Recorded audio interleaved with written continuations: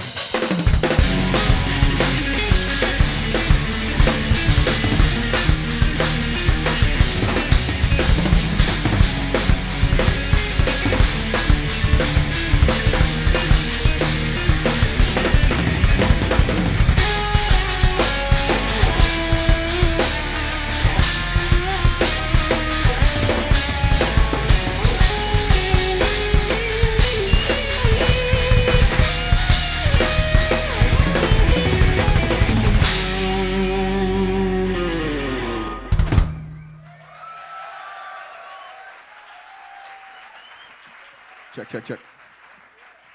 Sweet. Thanks a lot, you guys. We are Animals as Leaders, obviously. We want to thank you guys for coming to the show. This is the portion of the night where we allow you to ask any questions you feel like asking. So. Yeah, I was wondering if you guys could just kind of walk us through your rig and what you're using. Oh, a technical question. Are we all guitar players in this room right now? There's a lot of us. Cool. All right. He's wanting to know about our equipment. Both Javier and I are running Fractal Audio Systems AXFX 2. It is a dream of a processor thingy. The difference is Javier is going full range into the PA, so this unit allows us to emulate a real amp and cab and mic situation without any of that physical stuff, which is ironic because I am using all of that physical stuff. So I'm using my Fractal into a Port City Pearl and a 212 cab. But yeah, and then we both play Ibanez 8-string guitars, and Matt is on a drum set. Those are called drums. Yeah. Don't do that. All right, you got a question? Could you talk to us about how you write like chord progressions and find all those awesome voicings that you keep playing on the records and melodies and stuff? All right. Okay. How I write all those awesome... What is it? No, I'm just kidding. Why I'm awesome? Is that the question? All right. I'll show you... I'll combine your question into a bit of a overview on how we use the 8 strings as well. This guitar is tuned to A440, or standard tuning. I have a B string below my E string, and then below that B string I have another E string. So that's a full octave below a normal 6-string guitar. It allows you to do really like logical things, like if I did an A major chord here, I could put a 5th in the bass, or I could put an octave in the bass.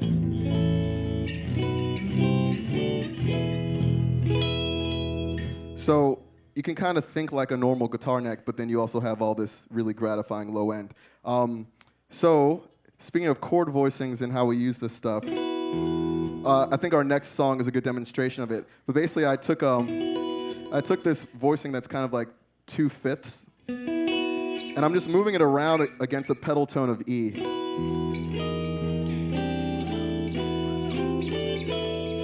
So you can kind of, it's not a diatonic movement of the chord, but it sounds really suspended and cool. So let's do that song. This one's called Wave of Babies.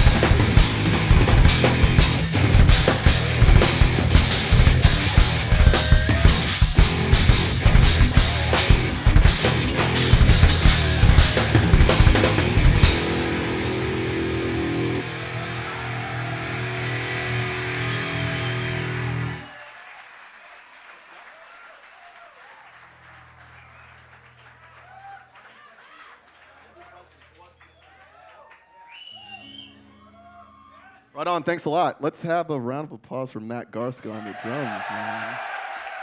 Doing this thing. All right. Let's do some more questions if we get the house lights up. My question is for the drummer. Can you walk me through what you do at the beginning of Behaving Badly, and if you guys could possibly play on impulse? Okay, hold on a second. Do you do anything at the beginning of Behaving Badly? Okay, funny thing about your question is that drum part was played by a computer, basically. So, yeah. I understand. But we will play on impulse, and I guess we'll do it right now. Thank you.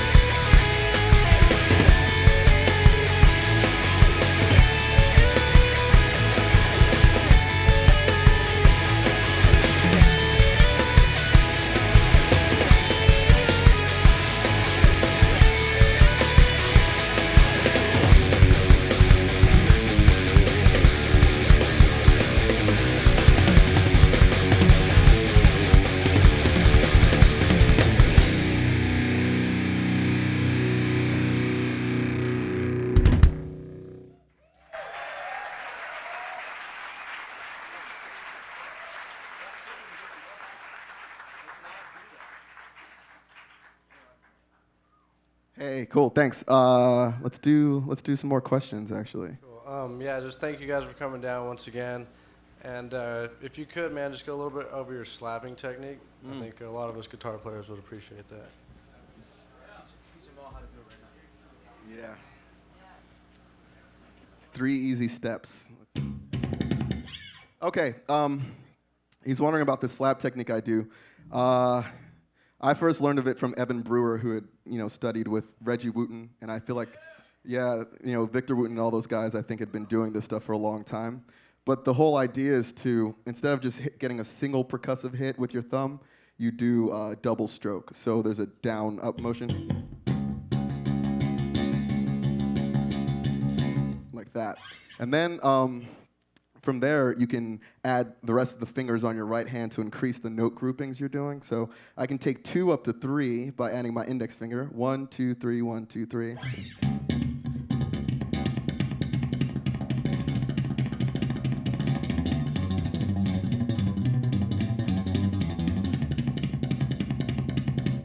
Like that, right? So that's 3. Then you can add your middle finger, do a group of 4. 1, 2, 3, 4, 1, 2, 3, 4.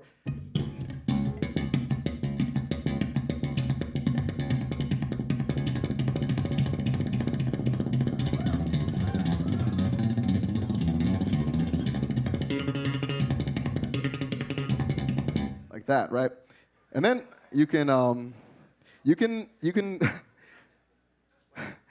all right, it gets cool because you can incorporate your left hand. So no, there's more fingers. Just wait. All right, so I can do a group of 5 by using my index finger to hammer on a note, and then 1, 2, 3, 4. 1, 2, 3, 4, 5. Yeah, I can count. Hold on a second.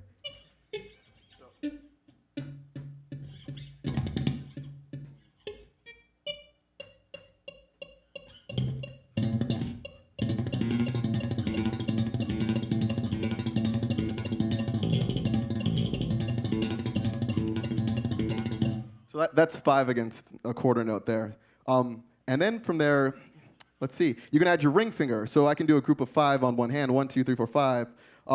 But I think it's cooler to start combining the note groupings or the number groupings you can do. So say I wanted to do something like 7, I could do a group of 4 and a group of 3 without adding any more fingers. So 1, 2, 3, 4, 1, 2, 3, 1, 2, 3, 4, 1, 2, 3.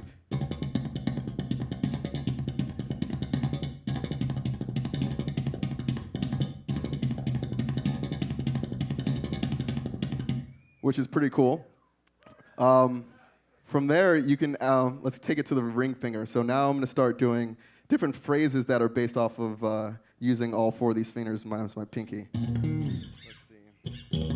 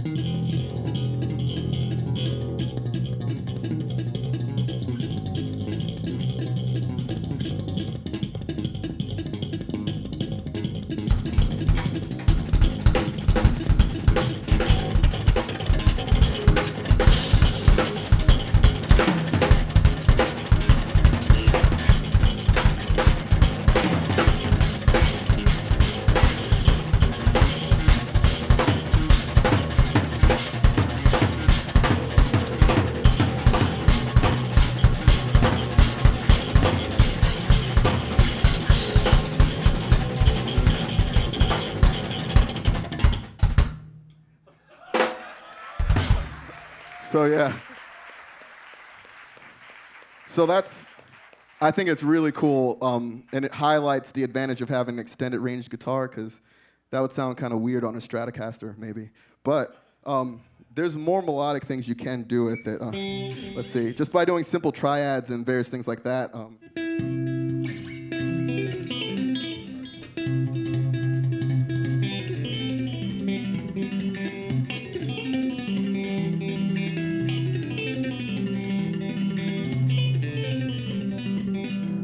So, just hammering on and thumping. I mean, I'm kind of doing this at an intense level, but if you want to try it at home, just work out going down and up with your thumb. It helps to lock your thumb so it's rigid, get a defined stroke, and then on the way up, you almost want to hook on the string, so when you let go, it has a percussive slap back. So that's kind of what we're doing with all that.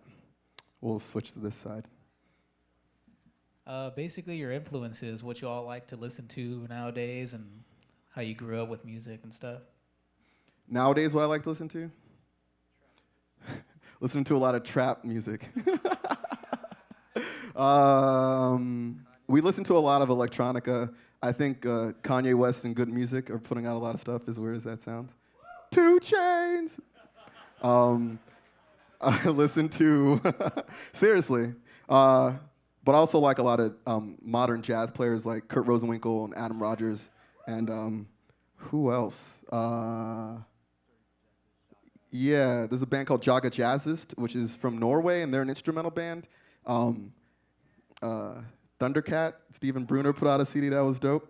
So anything that has like interesting harmony or interesting rhythm, or it's just a refreshing, creative approach to music, I'm really into. So that kind of leaves me in very open and oftentimes non-metal territory. But if I do listen to heavy metal, it's Meshuggah, usually, yeah. Matt listens to Kelly Clarkson, actually. Sings it in the shower. All right, I'll do one more question. We'll do a song. Yeah, you guys suck, by the way, but We what? you guys suck. Oh. That's not even a question, though, if you think about it. Oh, my bad. What's your guys' favorite song to play live? And play it. Oh, man. I like playing Tempting Time. It's like the first Animals as Leader song I wrote. But we played that already, so I hope you were here, and I hope you enjoyed it. What's your favorite song to play live? That's a hard one to play live. Never played that live. Wave of Babies is a fun song. Just its gratuitous use of the low. Yeah, that one's fun, too. Okay. Let's do one more, like, question, and then... behind you. What's next? Wait.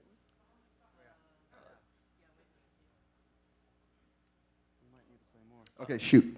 Tosin, I discovered you and your band from video EMG TV performing Song of Solomon. I was just wondering if you were still using EMG at all, and if you could perform Song of Solomon.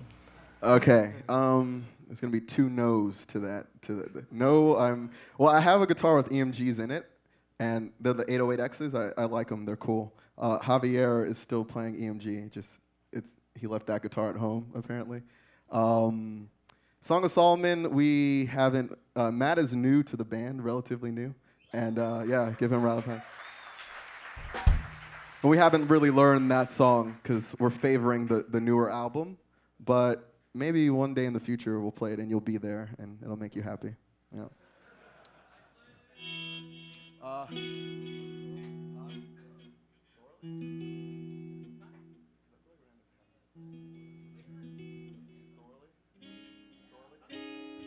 right, cool.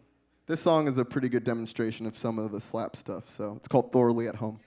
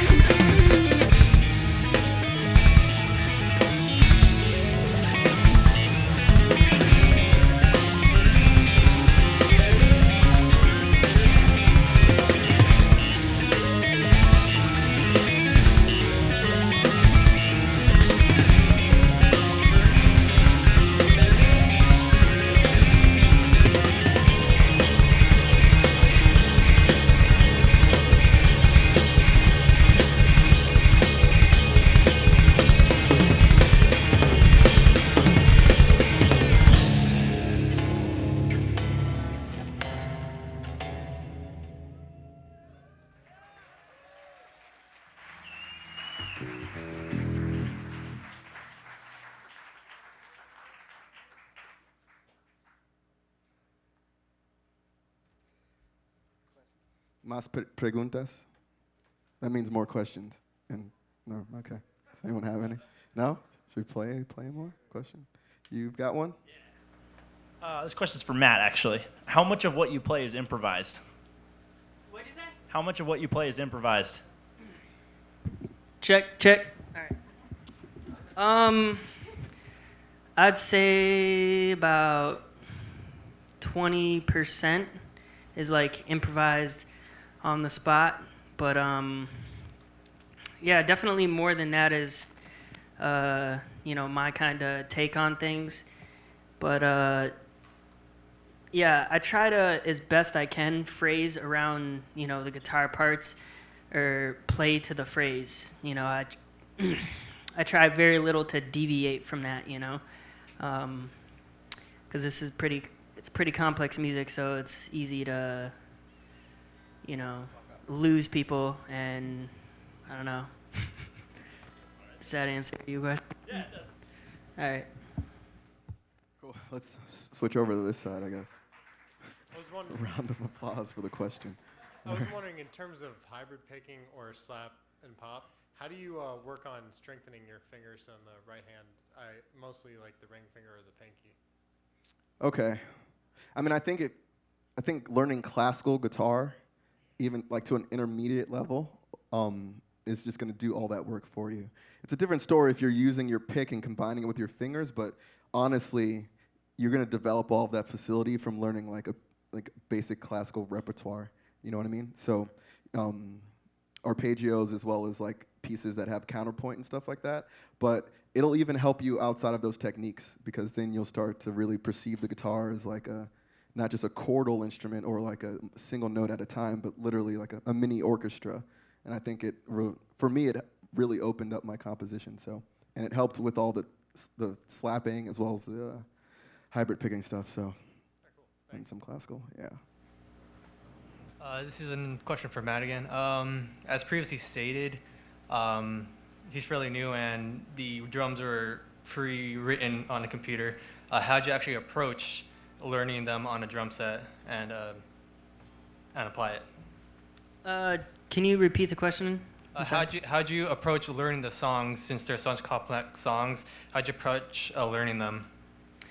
A couple different ways.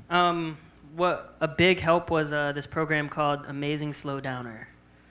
Totally get it, dude. It works. But yeah, there's like apps on the iPhone for it too, where you can slow it down.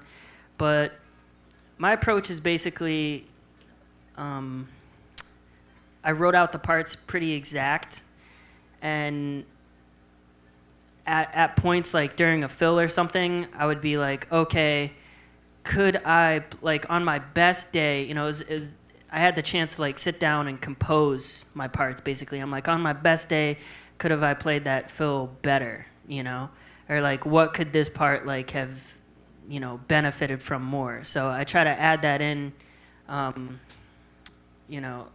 after I've gotten a real picture for what the exact part is. And from there, there's parts that I leave open, just like I'll be like, bar of 4/4, just fill. And I'll have like a couple different, combinations that I throw down. The phrasing is pretty much the same, but there's so many different ways to orchestrate phrases, which is a huge part of drumming nowadays. I mean, you got like, at least me, I got like an orchestra here, and I think you can agree, you have a lot of different timbres and a lot to pull from on the kit. So yeah, that's basically how it came about. And live, I end up, solidifying certain parts, because I'm like, that's dope, I got to do that again, like videotaping myself live, and or like watching clips back live, and trying to recreate that one really good moment. And I think that's something that you can't get from composing parts. You can't get that, that like Superman moment when you're like, how did I do that? Like, how did I land that? Like, what exactly am I doing? You know? So there it is.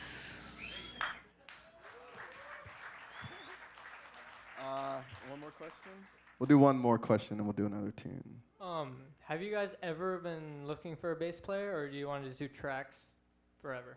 We can never find one. You never found one? We never really looked for one. Yeah.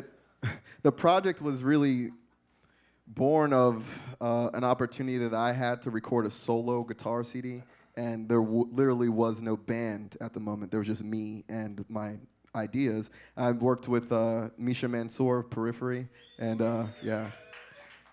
The two of us kind of used unconventional means to create an album that sounded like an entire band, one of which was taking single note guitar and pitching it down an octave to emulate bass, which I don't recommend doing, actually. But we've resorted to using MIDI, like synthesizers, plugins like Massive, bass synths, you know. Our instruments kind of put us in a weird tonal range or frequency range that we can't really get a bass guitar to go an octave below our E. So it just leaves us in kind of some uncharted territory. But I think there are bass players I definitely would love to work with, and I'm sure Javier as well as Matt. So maybe outside of Animals as Leaders, you'd hear some sick bass on there, but we're going to kind of keep it this way, I think. Yeah. That makes sense. Thank you. All right.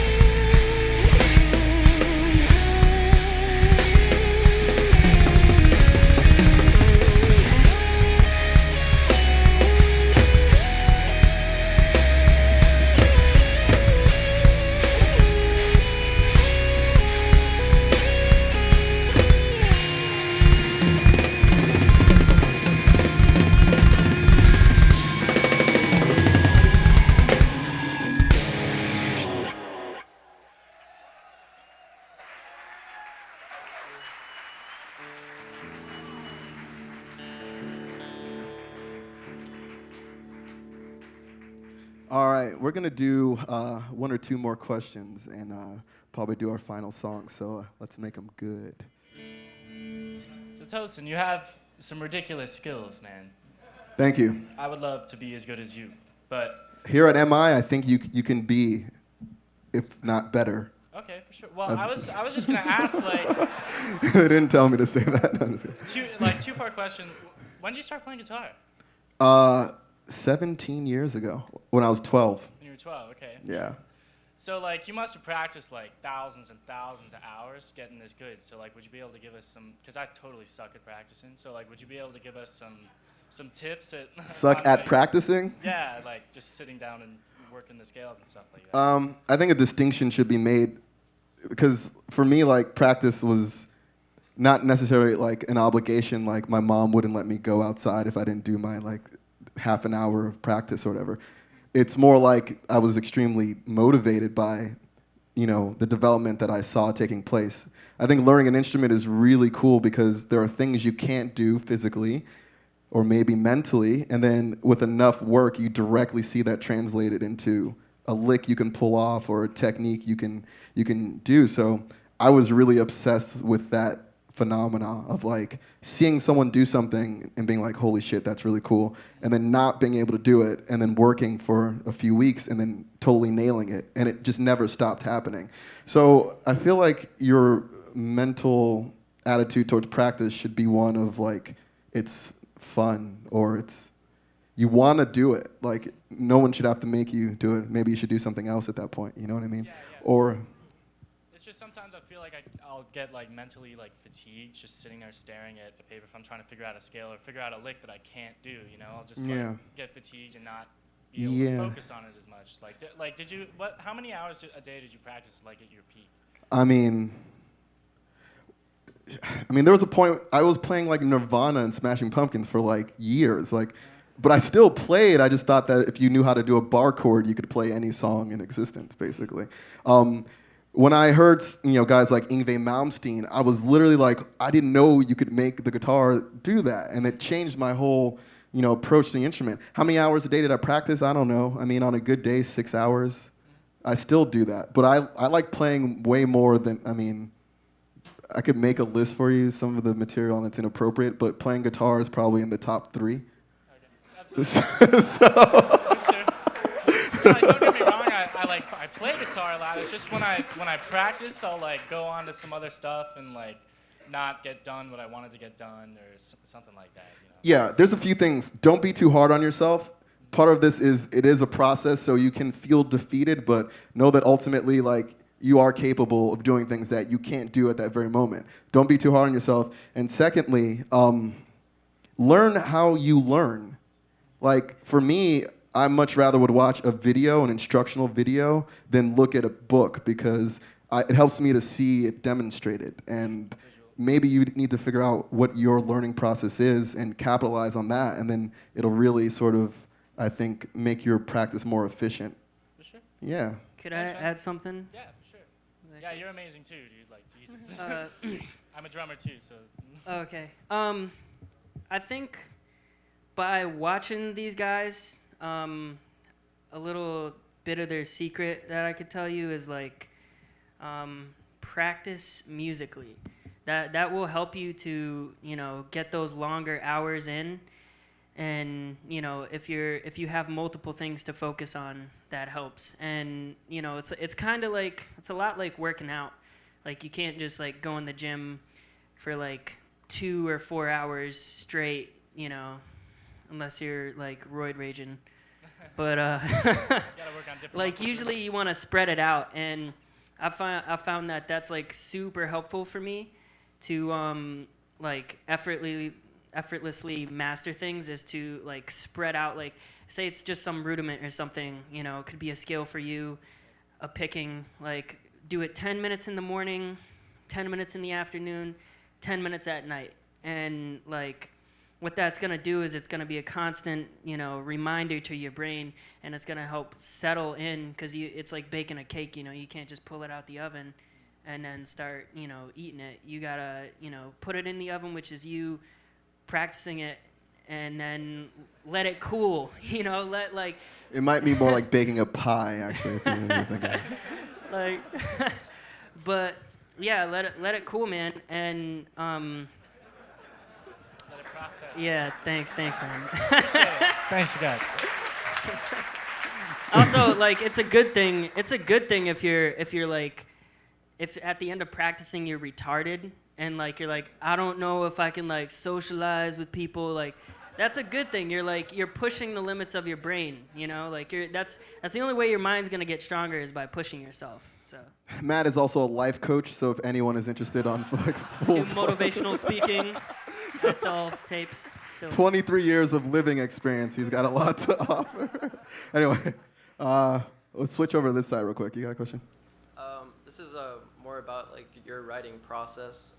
Who brings what to the table, and how does that differentiate from what you guys do with Tram or what Javier does with like his new album? Like, what's different about what you guys are doing there from Animals as Leaders? That's a good question. Animals as Leaders, like I said, was conceived of being like a solo project. I just wanted the idea of it being a band, an instrumental band, with members that remained the same and contributed to a degree to the compositions.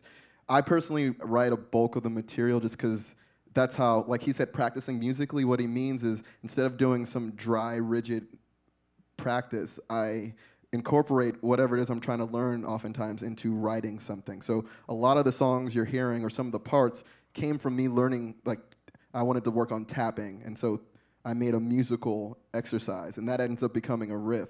All the songs start on guitar, and they get recorded into a computer, to a click track, and then we usually write in some drums, and Javier will listen to stuff and maybe think of some additional chord voicings or help with another riff, but I'm usually the source of the Animals as Leaders material. And then, do you want to answer the question about yours, sir? I want to hear Javier answer a question. For me, yeah, like he was saying, most of the stuff comes from an idea that Tosin has. And for the Animal stuff and for the Tram stuff, it was like just adding some chords, adding melodies and, arrangement, stuff like that. For the solo stuff that I did, kind of on the same level where it's like, practicing a certain technique or a certain groove, certain count, you just kind of come up with a riff out of it. And for me, coming up with this project, I was looking for a way of, incorporating a classical, form of playing into electric guitar, and then putting that into a band, You want to do an example? Play some of your stuff? Sure. Javier just is about to release his own solo album, and it's very cool. So.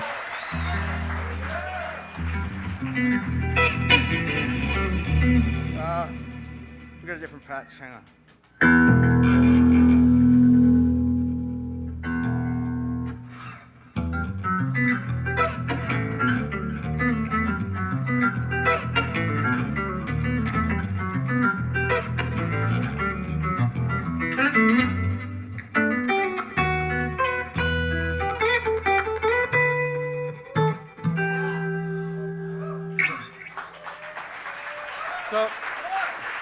Thank you. So yeah, it's a lot of classical technique. I studied like Latin American folkloric, and I wanted to incorporate that in what I sound like. So. And you can see how well that stuff translates onto the 8-string guitar, especially Ibanez 8-string guitars.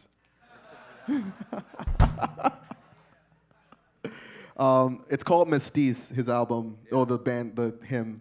It's basically me, Matt, programmed all the drums. Well, me and Matt. Comes out November 27th. Don't pirate it. No, I'm just kidding. Pirate it and buy it. Buy some shirts. All right, anyway, we'll do one more question. All right, I'll try to make it a good one.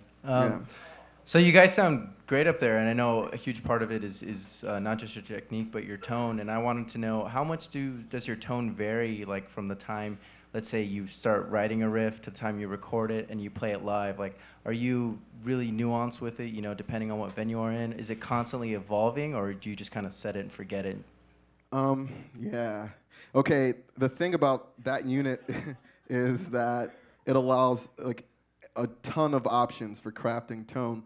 and sometimes that can be a bad thing. So to answer your question, when we record, we have a very deliberate idea of what we want the guitar to do in the mix, and that should be represented live. So the good thing about the Axe effects is the same recorded tones are saved. You can play those on stage.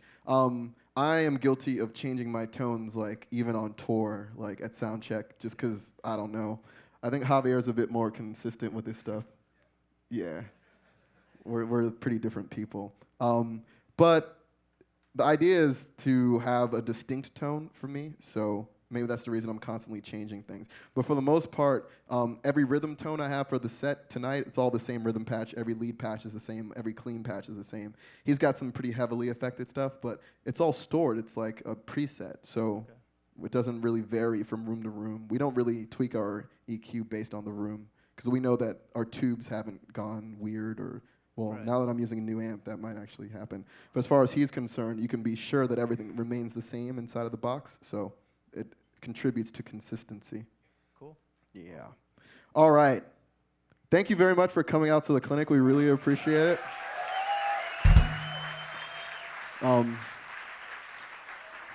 MI, Ibanez, DiMarzio, EMG. Anyway, we're working on a new album, and we'll have some new music for you guys in the near future. Until then, be safe or whatever. This is going to be our last song for the night. It is called CAFO.